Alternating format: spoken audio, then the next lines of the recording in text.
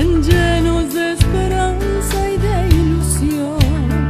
Aprender a querer es la lección que tiene que saber el corazón. Donde hay amor sabemos que habrá paz, y donde hay paz sabemos que Él está. Donde está Dios nada nos faltará, buscando de su mano la verdad. Por más difíciles que sean las cosas, su amor tiene el perfume de las rosas. Por más dolor que tenga en mi camino, confío siempre en ti, amor divino. Después de la tristeza habrá consuelo, y por amor a ti con fe yo espero. Estar en ti es mi mayor anhelo, y por amor a ti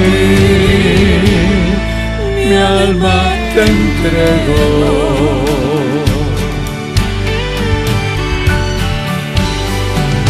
Buenas tardes o muy buenas noches, en el horario que nos estén viendo. Un placer volvernos a reencontrar aquí en este querido programa que hacemos con tanto amor. Antes que nada quiero agradecer a Señal Santa María por darnos este espacio durante tantos años.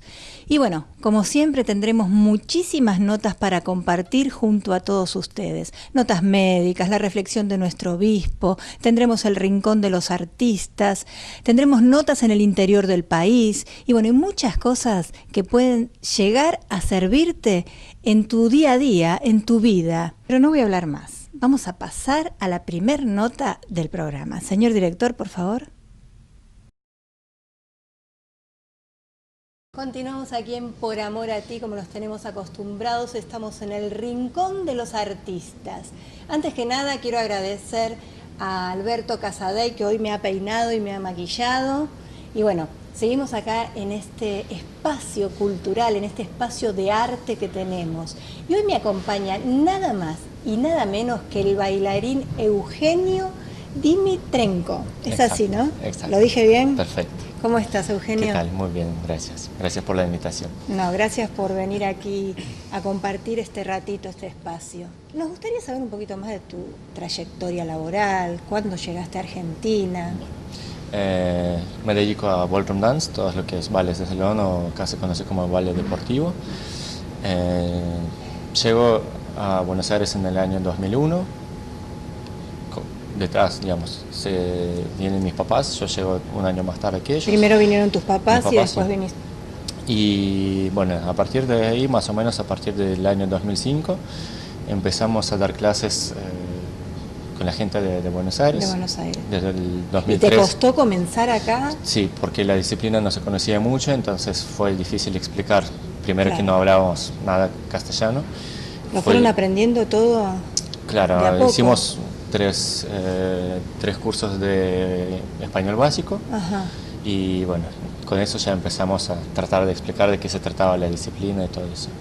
Empezamos a trabajar primero en Casa de Rusia, que sí, es el Centro Cultural Ruso que está en Caballito, sí, con la gente de comunidad rusa o ucraniana. Y como dije, a partir del año 2005 ya empezamos a trabajar con la gente de Buenos Aires, ¿no? Y bueno, primeros alumnos, el primer grupo eran 7 personas. Y bueno, como... Muy poco, claro. Sí. Porque como no se conocía, la única explicación que podíamos dar es la película de Chayanne, Baila Conmigo. Sí. Bueno, sí, después apareció del Richard Gere, Bailamos. Sí. Y bueno, a partir de ahí buenísimo. Un poquito la gente creo que con esa película de Richard Gere fue sí, más, ¿no? Sí, empezó a asociar la gente más o menos de qué se trata, sí, de qué se trata eso. Y bueno, de a poquito se funde la escuela. Pero es que tienen un estilo especial, claro, el ballroom, ¿no? Es una mezcla de, primero que son 10 ritmos, sí, que se dividen en 2 modalidades el ballroom, ¿no? Por un lado son ritmos latinos, que es cha-cha-cha, samba, rumbo, paso doble y chai. Y por otro lado, modalidad estándar que contiene vals, tango, balsinés, foxtrot y quickstep. Sí, son totalmente diferentes dos modalidades. Sí. Sí. Si modalidad estándar se vale con vestidos largos, el hombre sí, vale con frac. Sí, sí. Ritmos latinos es mucho más descubierto, más suelto, claro, exacto. Bueno, y es siempre una mezcla de danza clásica Sí. con las raíces de danzas, por ejemplo, cha-cha-cha es cubano. Claro, Entonces pero se siempre toma la base es danza clásica. ¿Viene así o no? Claro, sí, sí. La base del baile es, digamos, baile nativo. Ajá. ¿Sí? A partir de ahí, cuando se lleva a Europa, empieza a estructurar donde se agregan las líneas de danzas clásicas. Entonces, como es una mezcla entre diferentes danzas. Claro. Y así se forma el estilo de ballroom. ¿Y por qué quisiste estudiar precisamente este estilo? ¿Qué es lo que te llevó más a hacer Mira, esto? llegué a la danza porque probé varias actividades. Actividades. ¿no? Ciclismo, natación. Siempre con el deporte. Claro, sí, sí, sí. Allá en Ucrania fue muy común hacer actividades deportivas o culturales, Sí. digamos, cualquiera lo hace, ¿no? Sí. Entonces cuando iba con mis amigos a hacer karate, más o menos salía. Claro. Cuando llego a la clase de danza no puede coordinar, no puede escuchar la música y bueno, ahí como el desafío De hacerlo. me atrapó y bueno, seguí Y de largo seguiste- toda la vida. Sí, sí. Pero se ve que era lo tuyo, porque después vamos a mostrar algunas imágenes. Es increíble lo que bailás. Yo Gracias, digo, sí. no, pero pocas personas pasas que ves que parece que vuelan, Gracias. que no tocan el piso, ¿no? Gracias, sí. Y bueno, son años Es el don de que tiene entrenamiento. cada uno, ¿no? En lo que hace. No sé si tengo don o el entrenamiento que me dieron los profesores Claro. con quien trabajamos, porque al principio fue muy difícil para mí y claro, yo cuando empecé a competir, de las primeras 2 competencias, fui la primera competencia de 7 parejas, salí séptimo Sí, estuve viendo algo y de después eso. de la segunda competencia de 6 parejas salí sexto. Entonces ahí me enojé más Y es conmigo como que, mismo, claro. más desafío todavía y bueno, empecé a tomar más clases, más practicar, de poquito empecé a ganar. Y cada vez te perfeccionaste más. Sí. Y mismo se ve en la forma de pararte, en la forma de caminar, ya que es Sí, distinta sí, a una sí, sí. persona que no baila, ¿no es cierto? Puede ser, sí, es sí. es como que sí, ya influye uno un ya poco. lo lleva. Sí, sí, sí. Y acá en Argentina, ¿cómo impactó el ballroom? Porque quizás no era muy conocido, ¿viste? No fue muy conocido, pero gracias al programa de Marcelo Tinelli, Sí. Showmatch. de Showmatch, se popularizó muchísimo. De hecho, ahora el último ritmo fue el Sí. Cha-Cha Pop, que fue un furor. Fue un furor terrible. Totalmente, sí. Y bueno, gracias a él pude mostrar lo que Claro. estoy haciendo.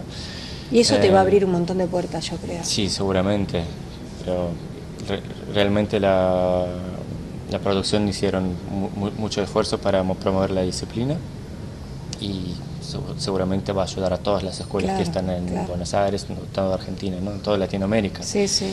Y ¿No tenés escuelas acá vos, precisamente? yo tengo la escuela en Corrientes y Talcahuano, a 2 Bien. cuadras de Ah, Obelisco. bueno, bien, Es entonces. Corrientes 1327, séptimo piso. Vamos a decir teléfono, quién se quiera contactar, o Mejor no por la- teléfono, sino sí, una página web. página web La que página es web. ballroomdance.com.ar. Bien, a pie de pantalla va a salir. Sí, sí. ¿Cualquiera puede bailar? Cualquiera. Está comprobado. ¿Edades? Cualquiera. ¿Cualquier edad Sí, sí, también? sí. Ahora, socialmente puede bailar cualquiera. El que quiere competir también puede competir porque siempre las competencias se dividen por niveles y edades. Ah, también se Ent- puede competir Totalmente, gente exacto. que no es precisamente Sí, sí, sí. joven. Ah, mira. Como se divide por, digamos, el nivel que es principiante, por ejemplo, Claro. uno que recién empieza, baila con los principiantes, no baila con profesionales. Lógico, sí, sí. Sí, entonces, Pero, claro, pero tienen lo puede opción. hacer, porque hay Totalmente. ritmos que no se puede si no Totalmente, tiene que totalmente, competir. totalmente. Ah, qué bueno que está esto. Qué bueno, porque hay muchísima gente que le encanta el ritmo y que de repente no lo hace por miedo a que le digan no a determinada edad o... No, tenemos muchos abogados, muchos Mira. médicos, sí, Ah, bien. que Genial. empiezan primero a probar bailar socialmente y al final terminan bailando en las competencias, así que Qué está bueno, genial. qué bueno, qué bueno. ¿Y hacen competencias acá también? Sí, ¿Ya ahora están en Buenos haciendo Aires, por actualmente? suerte, sí, tenemos una asociación argentina de ballet deportivo que está realizando competencias prácticamente una vez al mes. Bien. Esperemos que el año que viene va a ser 2 veces al mes, así que hay bastantes competencias Bien. para poder. ¿Y qué tenés? ¿Una sola escuela aquí? En Buenos Aires tenemos una que es Dance Sport Center. Sí. Después tenemos sucursales en Paraná, Mendoza Bien. y Formosa. Ah, genial. Tienen en varios lugares. Sí, sí, sí, por suerte. Y tienen profesores que preparan Claro, a la tenemos gente. instructores que hacen el instructorado, Ujú. aprenden cómo enseñar en los primeros niveles, empiezan a enseñar y de a poquito van perfeccionando y bien, y el que desee entra a la página y allí lo va guiando como debería de hacer. Exacto. Ahora, para que sepan los televidentes, ¿no? ¿Es accesible el precio? ¿Medianamente accesible? Que lo en puedan... el día de hoy creo que sí.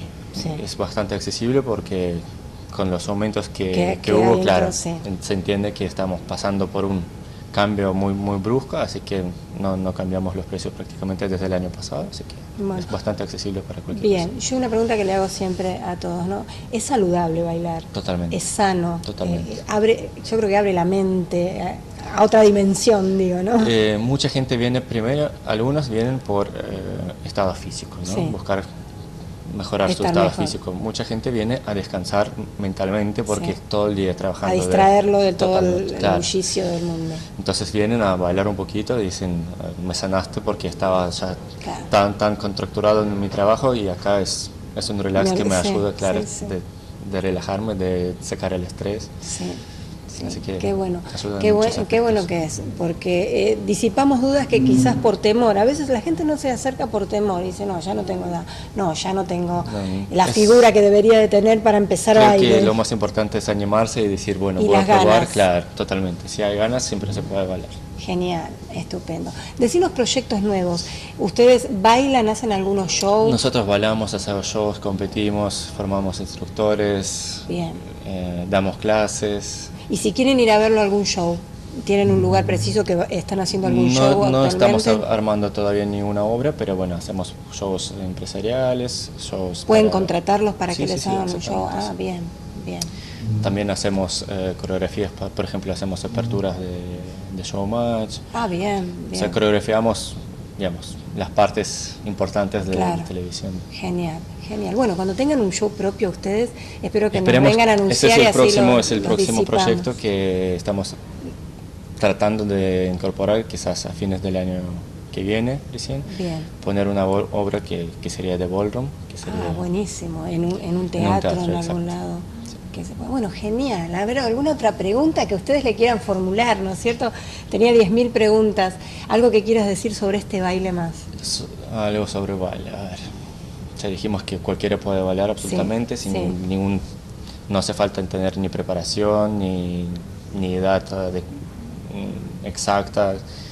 Lo que falta en el día de hoy son niños que realmente Ajá, podrían bien. formarse como profesionales, porque normalmente en esta disciplina ahora empezamos a partir de los 18 años y normalmente formar un bailarín cuesta a partir de esta edad. Claro. Entonces, sí, Es mejor si empiezan empezar un poco de antes. más o menos a partir de 10 años, 7 años sería excelente. Sería idea. Y es bueno remarcar, fue duro cuando empezaste acá en Argentina, Sí. pero apostaste acá. ¿Por qué la Argentina, no? Porque creo que Argentina te da posibilidad de crecer y uno si quiere conseguir algo, lo consigue. Lo consigue. Sí. Si con trabajo lo consigue. Exacto, Ese es el mensaje. Con trabajo todo se consigue. Totalmente, Con sí, sí, esfuerzo, esmero Sí. y estudio, Sí, ¿no? sí, sí. O sea, cuando llegamos a Argentina, obviamente no podríamos ni hablar, no hablamos Es más difícil, de dar clases, claro, ¿no? claro. Entonces trabajábamos de cualquier cosa y la danza fue como secundario Claro. hasta el momento que dijimos, ok, ahora nos podemos dedicar a esto. Qué bueno. Pero qué Sí, bueno sí, sí. porque Pero- la familia en sí fue apoyando todo esto. Sí, sí, sí, totalmente. Me ayudaron muchísimo mis papás al momento cuando llegué de Ucrania, ¿De qué parte de Ucrania? de Kiev, es la capital de Ucrania. Es la capital de Ucrania. ¿Y extrañás allá? ¿Te acordás? Sí, me acuerdo, no sé si extraño porque mis papás están acá, mi hermana está acá. Tenés todos, Sí, mis abuelos fallecieron, así que bueno, claro, ya tenés hecho Sí, todo sí, acá. sí. ¿Te gusta Buenos Aires? sí, me encanta. Sí. Sí, sí, sí. Ah, bueno, genial. Un día le vamos a hacer una nota a tu hermana, sabemos que es profesional también, Sí, como nosotros sí, sí, hacemos sí. notas a médicos, también. Es odontóloga y bueno, le va por suerte muy bien también. Qué bien. La vamos a invitar un día que nos cuente Perfecto. sobre su profesión. Perfecto. Yo te voy a pedir algo. El programa se llama Por Amor a Ti. Sí. ¿No? Yo quisiera que les dejes un mensaje a todos los televidentes desde tu corazón, desde el baile, ¿no? Desde lo que haces. Sí.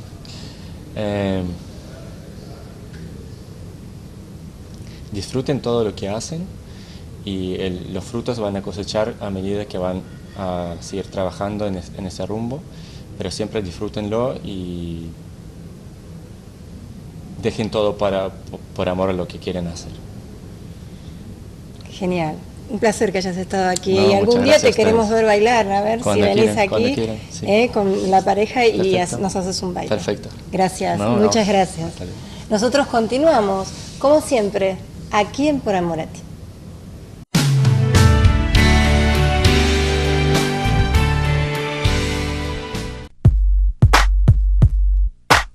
Estamos en el micro de la medicina y nos acompaña, como siempre, el doctor Juan Alberto Yaría de Adicciones, precisamente de Gradiva, director de Gradiva. ¿Cómo está, doctor? Muy bien, muy bien. Lo tenemos nuevamente Adriana, todas las semanas con nosotros. todas las semanas, sí. ¿Qué tal?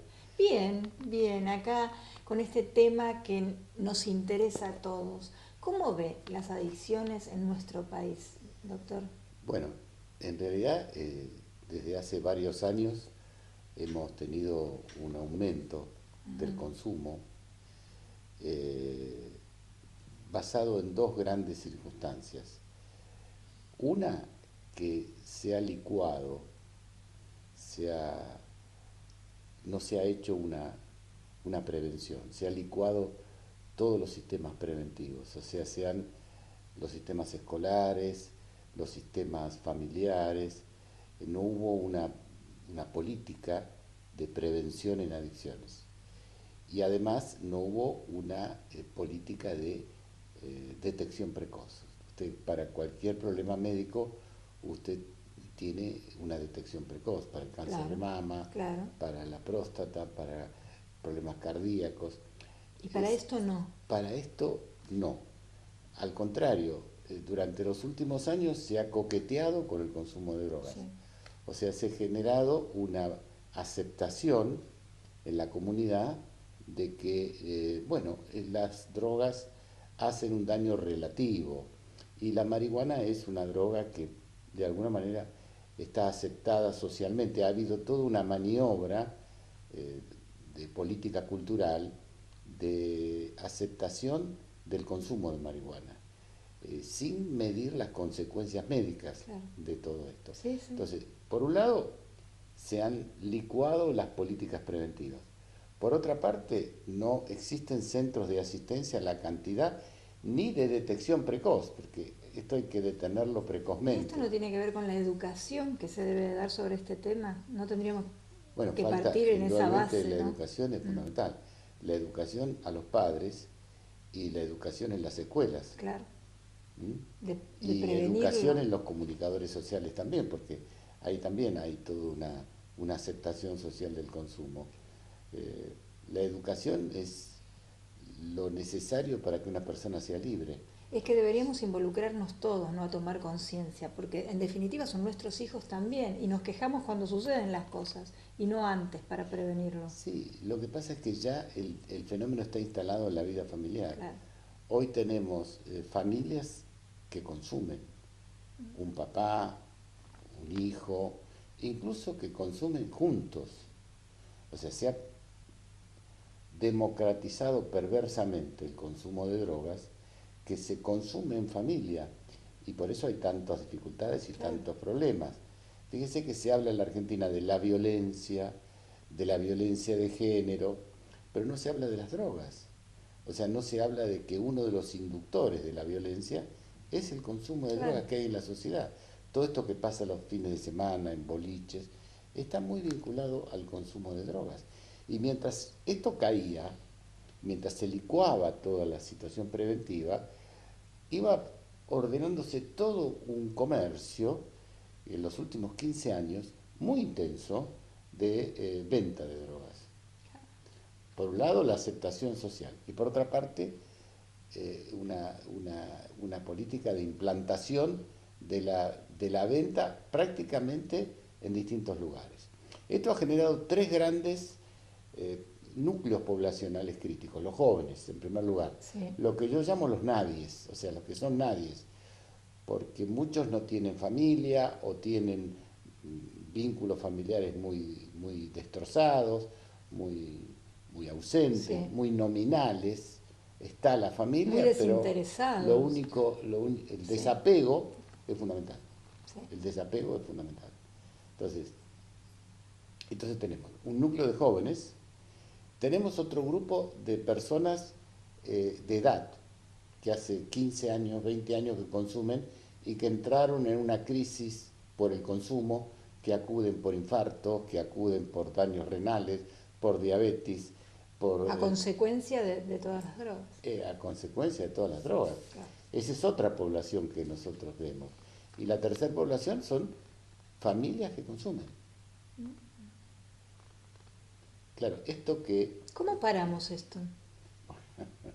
¿Qué pregunta le hago? No, está bien. Yo creo que el asombro es la sabiduría, es el sentido común. A usted le asombra esto, yo lo veo todos los días, pero está bien que le asombra, porque quiere decir que tiene valores adentro. Si no le asombrara y lo tomara como algo natural, sí, estamos perdidos. No, yo creo que hay que luchar, y hay que luchar en las escuelas, en las iglesias, con la seguridad, con la policía, con la justicia para la parte delictiva, y en lo preventivo, cultura. Claro. Cultura es... Ortega decía que la cultura es aquello que nos permite sobrevivir las tempestades. O sea, es un salvavidas, decía Ortega. La vida es un mar bravío. El salvavidas es la cultura. La cultura son las palabras, las leyes, las orientaciones, nuestros padres, los maestros, las escuelas. Eso es el salvavidas. Bien. De lo contrario nos hundimos. Claro. Nosotros vemos cómo mucha gente está hundida ahora. ¿Entiendes? Entonces lo que hay que hacer es generar un sistema inmunológico cultural, pero masivo, nacional. La única manera de enfrentar esta situación. De lo contrario, ¿quién va a pagar esta fiesta? Claro. Y aparte no desanimarse, no bajar los brazos, porque esto debe ser desgastador, ¿no es cierto? Yo creo que lo que yo le digo a mi gente, yo por ejemplo hoy estuve trabajando desde las 7:30 de la mañana, lo que le digo a mi gente es que ellos son la herramienta del cambio. Hay tanta inermidad en la calle, sí, tanta gente confundida, que es fundamental que el terapeuta, que el operador, que el creyente, la persona que trabaja en lo humano, tenga una fortaleza interior y una capacidad de empatía enorme, sí, para poder enfrentar esta situación. Yo hablando ahora con usted se me ha ocurrido algo, ¿no? A mí me gustaría que a partir del mes que viene usted le brinde a nuestros televidentes una enseñanza, ¿no? Como bien decía usted, cultura, de qué hacer, cómo hacer en cada programa, aunque sea unos minutos, dedicarle a ese tema, a ayudar al televidente a qué puedo hacer yo. Una escuela para padres. Claro. Usted sabe que yo tengo interés, y por ahí a usted le puede interesar, tengo dos intereses. Uno es hacer una universidad para padres. Yo precisamente estoy hablando con alguna gente del ámbito universitario, yo creo que hay que hacer una universidad para padres. Sí. Y lo otro, si le interesa y tiene algún contacto, sería interesante. Y lo otro es que me ponga acá algún joven para hablar con él la próxima reunión. Sí, cómo no, sí, eso sería un joven o un padre joven, porque es fundamental que establezcamos un diálogo. Y 2 o 3 padres jóvenes. Sí, lo preparamos, cómo no. Lo preparamos para la próxima, está... ¿Le doy trabajo? Acá tenemos un cameraman que la producción me va a ayudar. No, sí, cómo no. Sí, aparte va a ser muy bueno, porque yo creo que esto va a ser muy bueno, que es lo que buscamos, ¿no? Tratar de ayudar en lo que podemos. Como el tiempo siempre es tirano, me quedó una pregunta por hacerle ya la semana pasada, que es de una droga que, entre comillas, ¿no? Pareciera que está de moda, que es la pepa, ¿puede ser? Son pepas, sí, las pepas son alucinógenos. Son drogas el daño que causa esta droga. Son drogas que generan efectos psicóticos en la persona, o sea, alucinaciones, disociación de la realidad, generan un otro mundo. Y dice qué mal tenemos que estar, que hay gente que toma algo para estar en otro mundo, un mundo distinto al real, como si el mundo real fuera insufrible, y entonces se genera un mundo irreal, un mundo de alucinaciones, de delirios, un mundo de disociación, o un mundo en donde uno observa lo que hace el otro, de disociación. La ketamina, por ejemplo, también es una droga de ese tipo que disocia a la persona. Cuando se habla de, por ejemplo, la ketamina que le dieron a Nisman, él si era así, Él observaba cómo le pegaban, pero él no podía hacer nada, se limita a la voluntad. Qué horror, qué horror. ¿Cómo una persona puede llegar a ese extremo de querer consumir eso? Eso es lo que a veces uno no puede llegar a entenderlo, ¿no? Sí. Bueno, ahí hay mucho para hablar, son ámbitos muy particulares, con todo un rito. El éxtasis también genera toda una situación tribal de consumir, generar otro mundo con otra piel, con otro contacto. Son drogas entactógenas, o sea, son drogas que generan otra sensación de contacto con la realidad. Y todo esto vacía el cerebro, o sea, vacía de serotonina el cerebro, y después tenemos tantos depresivos a los 40 años que están ligados a estas drogas. Hay tantos temas por hablar y que me gustaría aclarar, pero vamos a ir por parte. Lo que sí, le tomo la palabra para hacer lo que mencionó anteriormente. Jóvenes por un lado, charlar con ellos, y padres jóvenes. Ahí está, le vamos a pedir a Mariela de Provida, dame una oportunidad también que nos ayude con ese tema. Muy bien. Así que bueno, doctor, ha sido un placer tenerlo como todas las semanas y lo esperamos como siempre la semana próxima. ¿Cómo no? Un mensaje final a los televidentes. El mensaje es, bueno, lo que siempre decimos, amor incondicional, transmisión de valores y límites, que son los 3 elementos fundamentales para una vida sana. Nosotros, como siempre, continuamos aquí en Por Amor a Ti.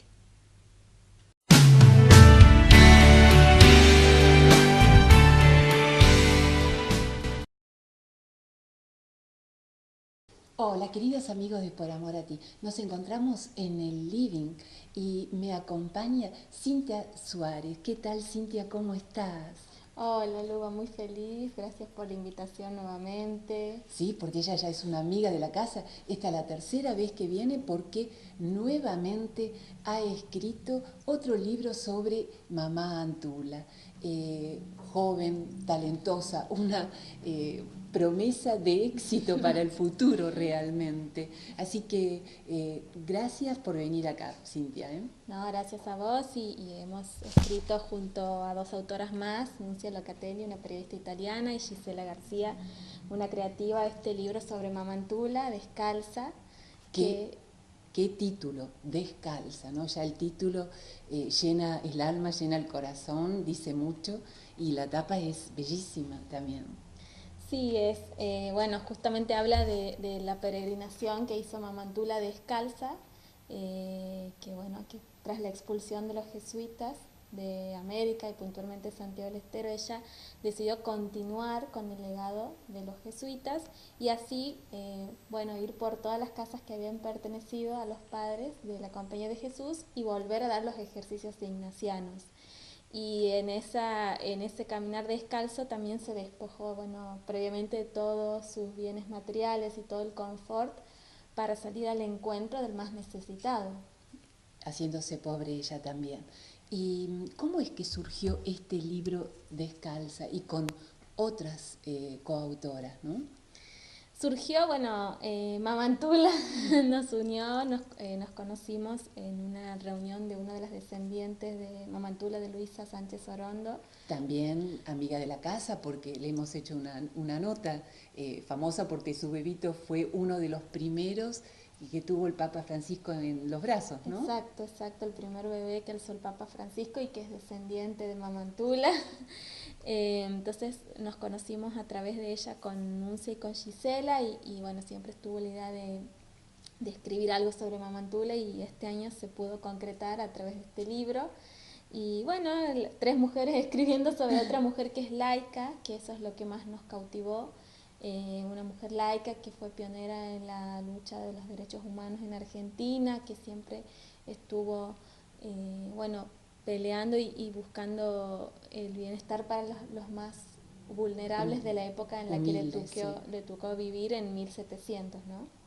Y Mamá Antula es una persona, una santa, todavía no es santa, pero se la está haciendo oraciones para que realmente haya un milagro y poder proclamarla santa, ¿no? Este libro, ¿de qué trata? ¿Qué es lo que escriben en él? Tenemos una parte histórica que contamos la vida de Mamantula, distintos hechos que Mamantula protagonizó, hechos inexplicables que protagonizó en su vida, como por ejemplo la multiplicación de los panes, la bilocación porque se aparecía en 2 lugares al mismo tiempo, y también hechos inexplicables del presente, porque sabemos que intercede por personas que piden su asistencia. Entonces hemos seleccionado algunos testimonios de personas que, bueno, por ejemplo, que han sido protagonistas o de apariciones de Mamantula, o de, en estos momentos, en la actualidad, después de su muerte. Muchas personas cuentan que la ven, que se les aparece, que sobre todo a las mujeres, que Mamantula siempre está escuchando los pedidos. Entonces, en este libro tratamos de sintetizar un poco lo que es tanto su vida, como su obra, pero también lo que pasó después de su muerte, ¿no? Lo que pasa en la actualidad. Con testimonios. Y Cintia, este libro fue llevado al Senado de la Nación, lo recibió la vicepresidenta Gabriela Michetti. ¿Nos podés contar por qué? Bueno, la vicepresidenta, ella es una devota de Mamantula y además escribió el prólogo de este libro. Y entonces, como parte del reconocimiento por haber escrito, la autora Anuncia Locatelli le llevó el libro, y junto a Luisa Sánchez Orondo.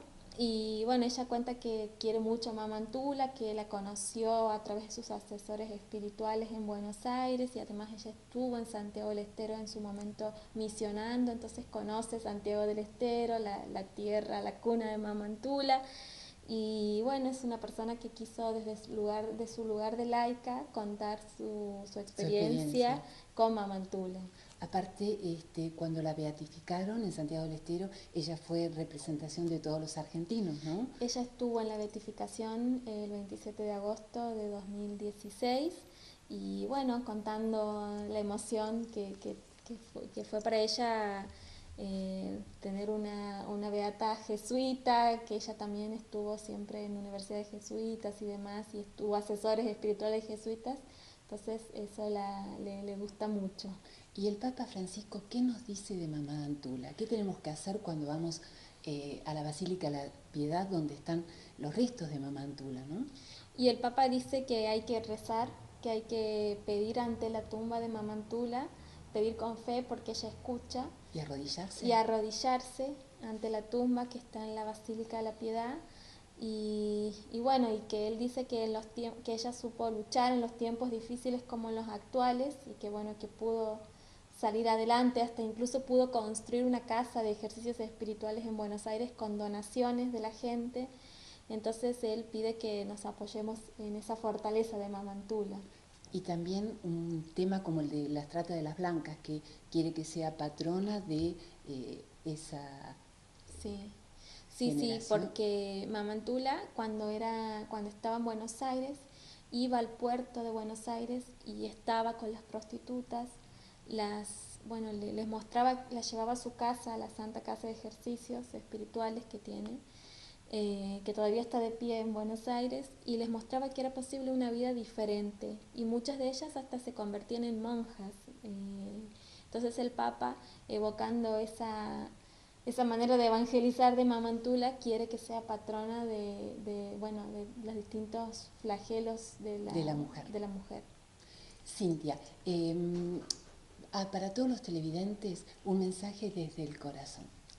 Bueno, yo estoy muy agradecida y creo que es el tiempo de conocer a Mamantula, que va a ser pronto la próxima santa argentina, entonces los invito a visitar su tumba y empezar a pedirle, a rezar, porque ella escucha los pedidos de todas las personas.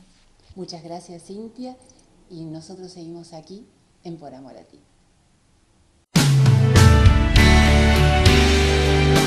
Continuamos, amigos, aquí en el living de Por Amor a Ti. Y hoy tengo un invitado de lujo. Está con nosotros el señor Marcelo Figueroa. ¿Cómo estás, Marcelo? Adriana, mucho gusto. Bueno, para mí es un lujo estar contigo. Siempre es un lujo verte y estar en tu programa. Gracias, realmente. Nosotros hemos estado con él el año pasado, tuvimos una linda nota con mucha repercusión y muchos cariños de la gente. la gente te conoce mucho y creo que más por un programa hermoso que tenías con el Papa Francisco, que se llamaba Biblia, Diálogo Vigente. Vigente. Y con el rabino Abraham Skorka, era una mesa de diálogo interreligioso, ¿no? Bueno, todavía era un programa muy lindo que todavía lo siguen pasando. Sí, la verdad que fue un programa muy, muy interesante. Yo creo que nosotros tres lo vivimos con mucha intensidad, yo diría intensidad espiritual, Sí. porque era un programa de televisión en el cual ninguno de los tres tenía de alguna manera experiencia en hacer un programa periódico, y lo hicimos con un sentido de vocación de hacer visible el diálogo entre distintas confesiones de fe que habitualmente ya hacíamos en intimidad o a veces en algunas conferencias. Pero no se notaba esa inexperiencia, porque No, lo que traspasaba, no, quizás porque traspasaba calidez, sí. Era como entre casa, pero eso daba un nos olvidábamos que estaba la cámara, sí. Y de alguna manera, bueno, teníamos un acuerdo, digamos, de no hablar del tema antes, entonces era todo improvisado, claro. Ninguno sabía qué iba a ser, y eso en el diálogo y en todas las áreas de la vida del diálogo, sí. Es algo importante. ¿Sabes por qué, Adriana? Porque uno tenía que poner más atención en escuchar y entender lo que el otro aportaba, lo que el otro decía, para después recién hablar. Cuando habitualmente lo que nosotros hacemos es, mientras el otro habla, uno está pensando qué va a decir, y no nos escuchamos. Sí. Y el diálogo principalmente es escucha. Y en un diálogo interreligioso, el elemento escucha es más importante que lo que uno dice, ¿no? Sí. Entonces, en esa construcción juntos de un tema, elegimos un tema cualquiera, de los 30 y pico de programas que hicimos, creo que lo que se notaba era una tensión en el otro, y un diálogo, y un diálogo genuino, claro. Un diálogo entre almas que realmente es mucho respeto y aprendimos mucho el uno del otro, ¿no? Sí. Amigo de nuestro Papa Francisco, sos amigo de... Sí, yo diría que es una amistad cargada de... Siempre lo fue.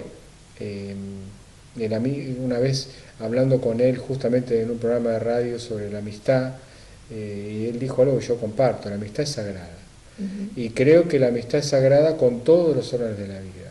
En el caso de Bergoglio, para mí, siempre entendí que era una amistad privilegiada porque me exigía de mí, además de la sacralidad, de la confidencialidad y del cuidado y del cariño y el no uso de esa amistad, de entender que quien él era acá en Buenos Aires era arzobispo, después cardenal primado y ahora es el Papa. O sea, la investidura de quien me llama mi amigo me exige también un respeto, claro. Un cuidado muy especial. Claro. No soy amigote entiendo. Papa. Soy un amigo que conoce, que se llama amigo porque él mismo lo dice, pero hay un respeto. Pero no para hacer un cartel. No, porque la amistad debe prescindir del uso, claro. Si no deja de ser amistad. Por eso. Al contrario, uno es amigo para dar al otro, no para obtener del otro. Exacto, por eso yo me atreví a decirlo, que sos amigo, porque te conozco y sé que... Con mucho cuidado. Con mucho cuidado y respeto. Y quiero que expliques algo a los televidentes. Marcelo Figueroa es protestante y muchos a veces no saben qué significa ser protestante. ¿Puedes explicarles? La reforma protestante surge con la reforma anabautista en los Países Bajos.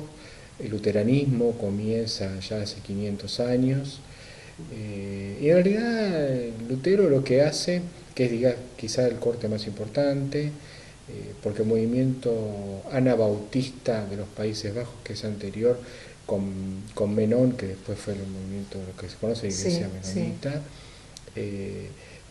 comenzó a trazar algunos elementos que tenían que ver no con la ruptura con la Iglesia Católica, sino con algunos cuestionamientos.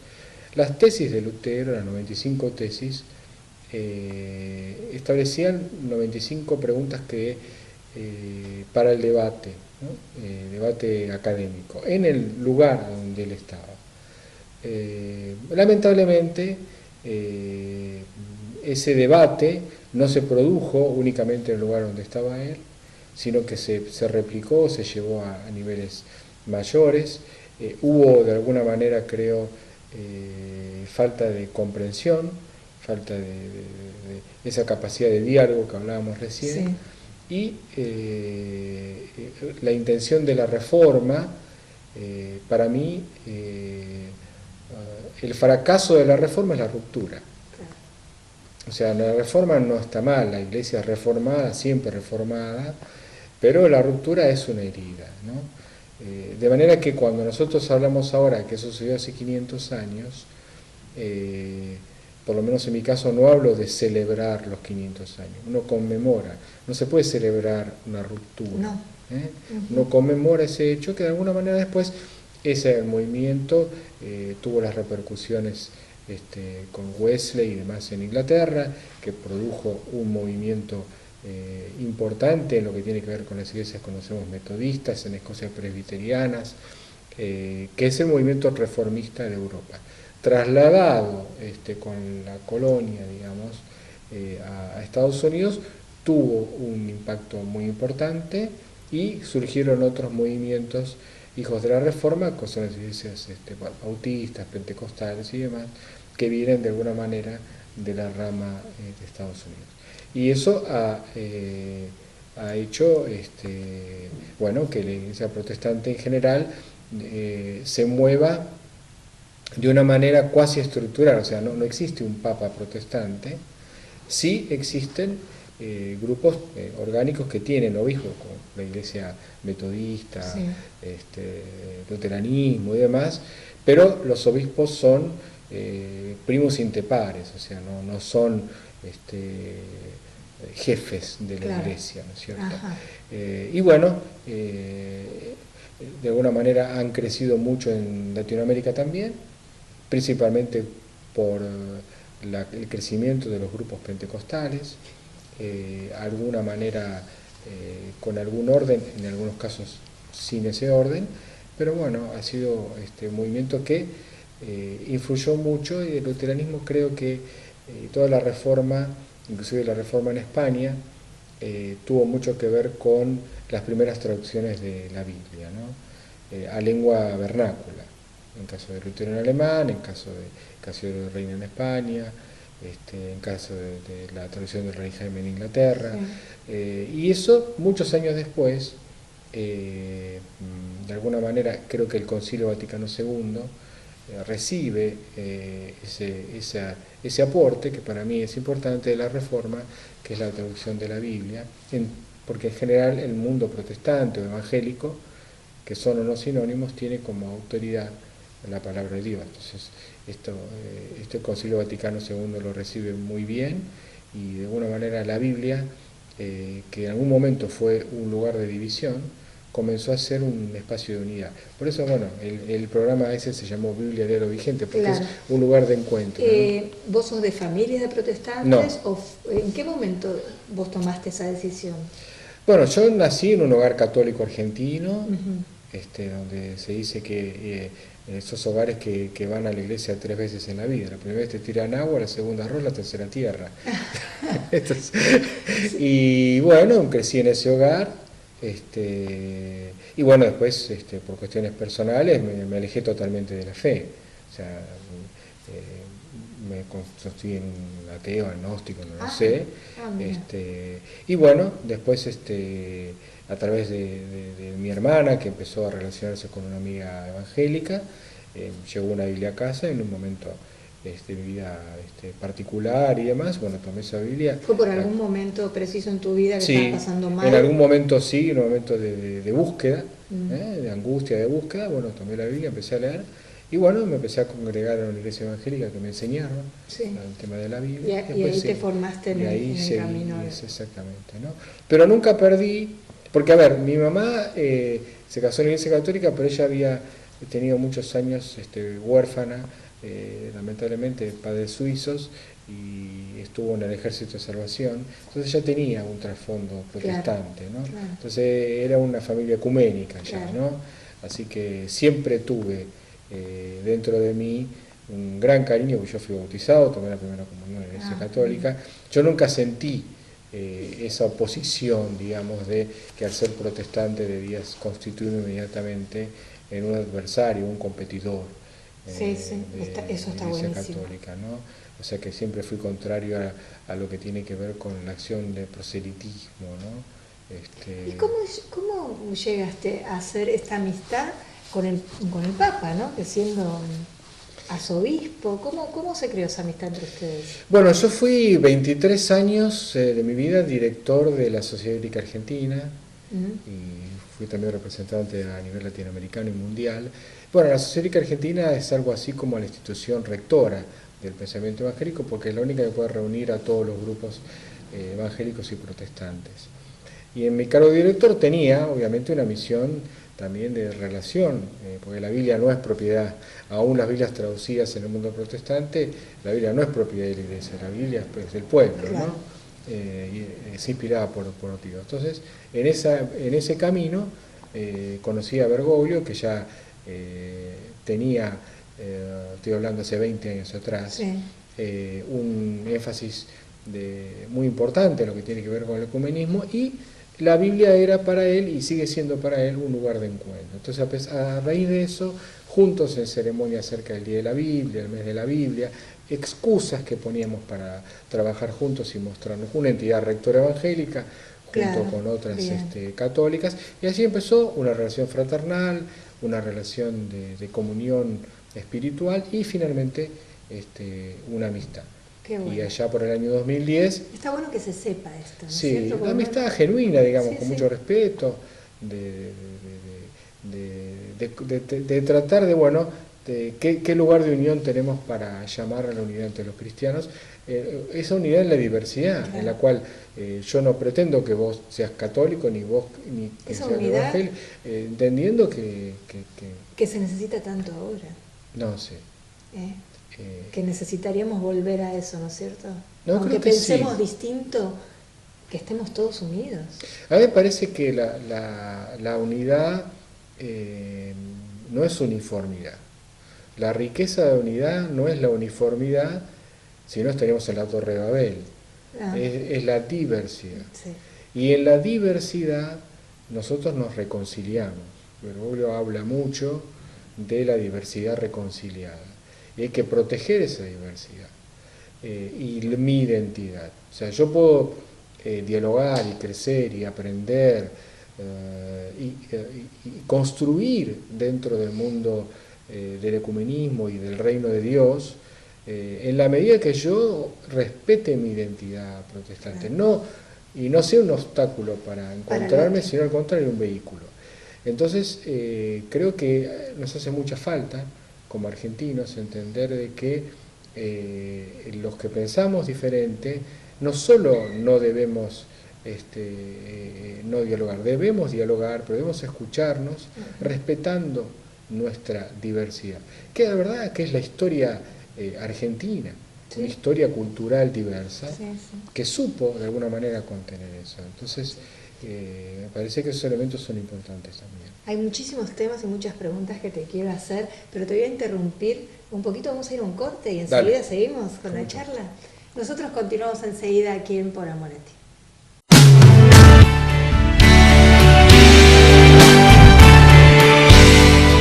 Bueno, continuamos aquí en el living de Por Amor a Ti con esta linda charla con Marcelo Figueroa.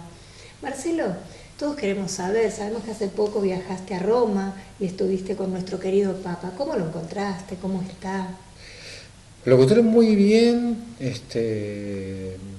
muy bien de salud, muy importante, muy bien de ánimo, como siempre, muy fuerte en su lugar. Yo tengo una percepción también, si me permitís, espiritual, digamos. Cuando lo encuentro, yo he ido, no sé, 6, 7 veces a Roma a encontrarme con él por diversos trabajos, y la verdad que cada vez lo veo en una dimensión espiritual y una visión de su lugar en este momento de la historia, de los tiempos y del lugar, cada vez más importante,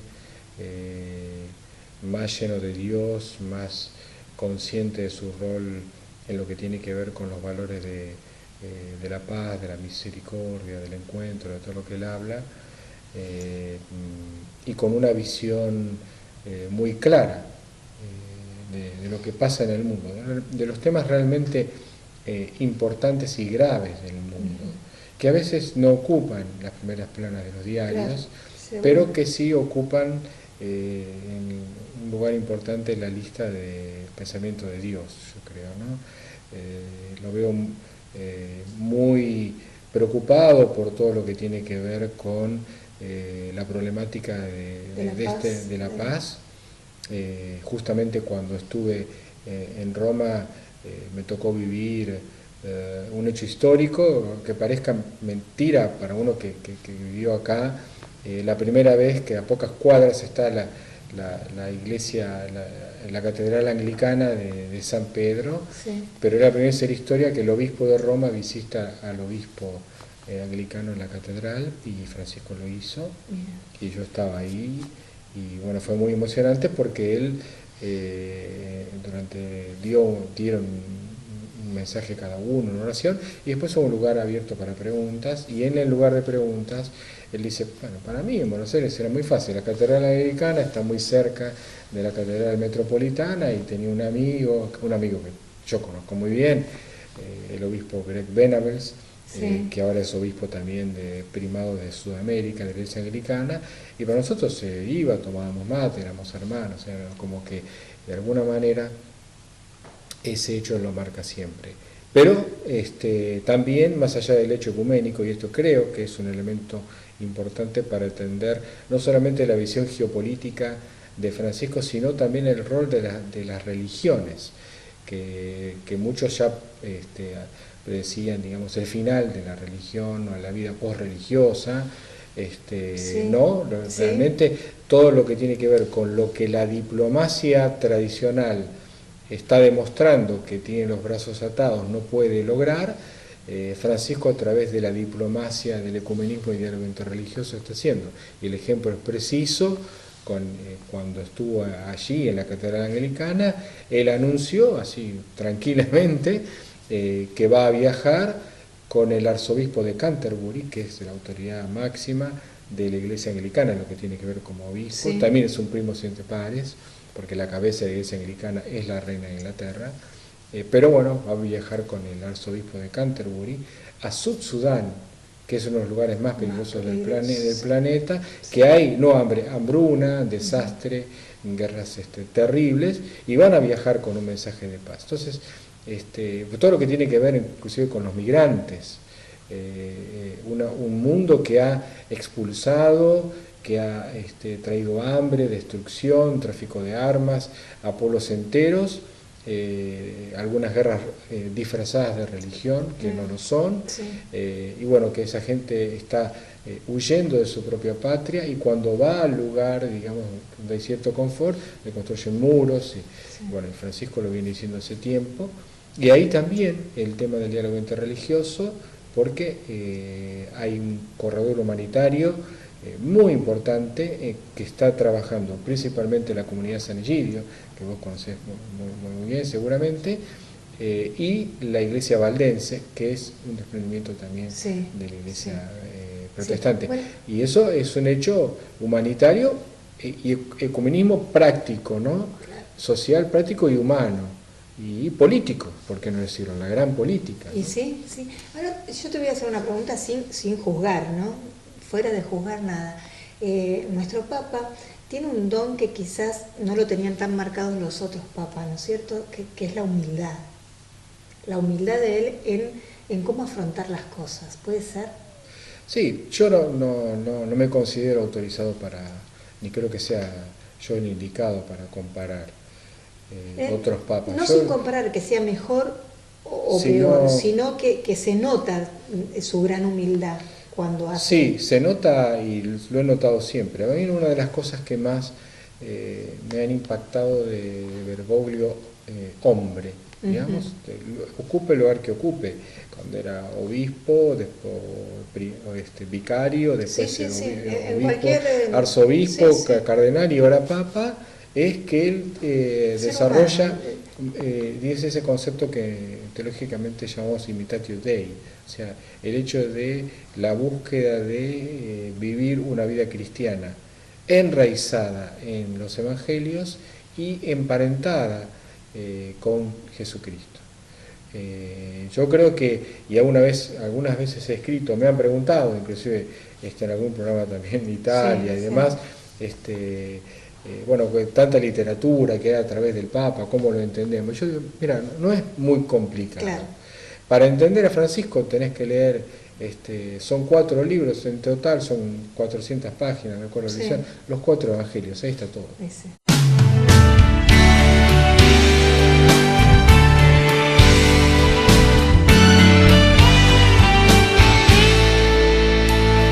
Llegamos a este mundo por amor, tan llenos de esperanza y de ilusión. Aprender a querer es la lección que tiene que saber el corazón. Donde hay amor sabemos que habrá paz, y donde hay paz sabemos que Él está. Donde está Dios nada nos faltará, buscando de su mano la verdad. Por más difíciles que sean las cosas, su amor tiene el perfume de las rosas. Por más dolor que tenga en mi camino, confío siempre en ti, amor divino. Después de la tristeza habrá consuelo, y por amor a ti con fe yo espero. Estar en ti es mi mayor anhelo, y por amor a ti mi alma te entrego.